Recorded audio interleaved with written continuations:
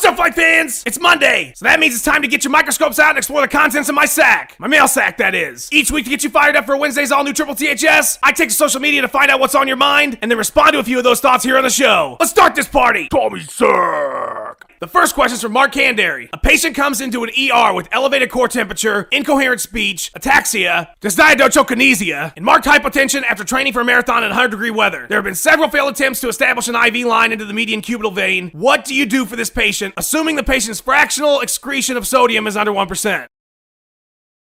Got it. Give them some Advil, send them on their way. Question number 2 comes from Tura on Twitter. What the hell are you?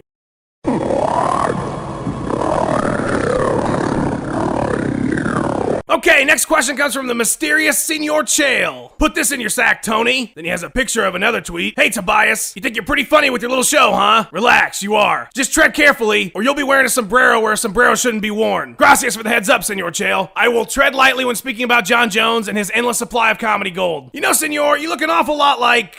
Nah, it couldn't be. Not with the mustache and the sombrero. Carry on, mi amigo. Okay, this one's from Danielle, aka Cuddle-tastic. Think Tim Means went to church with Ben Henderson today to thank God he got KO'd by the sauna instead of Trujillo? Not sure if he did, Danielle, but I know I thank God for him because I'm gonna be all over that shit on Wednesday like John Jones at an open bar.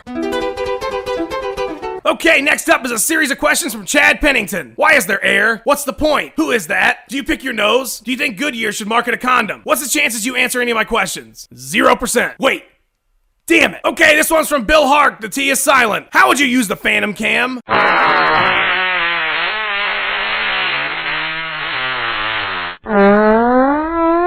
Okay, next question, Sim Darkside. What was the secret of the ooze in Teenage Mutant Ninja Turtles 2? Sim, the ooze is just like any other PED. The Turtles took it, and they could talk, walk, and eat pizza. Shredder took it, and he became Kevin Nash. Also, for some reason, his armor was apparently affected, since it's way fucking cooler than it was earlier in the movie. Then, in his awesome Kevin Nashness, he apparently said fuck being alive, and collapses an entire pier on top of his head to show the Turtles how powerful he is. The Turtles spend the entire scene talking and doing exactly dick to stop the Shredder. So I think what young audiences should get from Turtles 2 is that toxic waste will make you way more badass than you would be otherwise. What a fucked up movie now that I think about it. Next question. Brittany Krauset. Why do you expect people to ask you questions to get on your shitty show, and all they get in return is you grossly mispronouncing their names? Well, Miss Crawcrick, you have a valid point, but fans who write in also get insulted sometimes, and only chosen occasionally despite posting questions each week, and rarely have their questions actually answered. So, I kinda agree with you, Brittany. Not really sure why people keep sending questions in. Kinda fucked up. Rob Fouts. How much wood could a woodchuck chuck if a woodchuck could chuck Liddell or Norris? 5.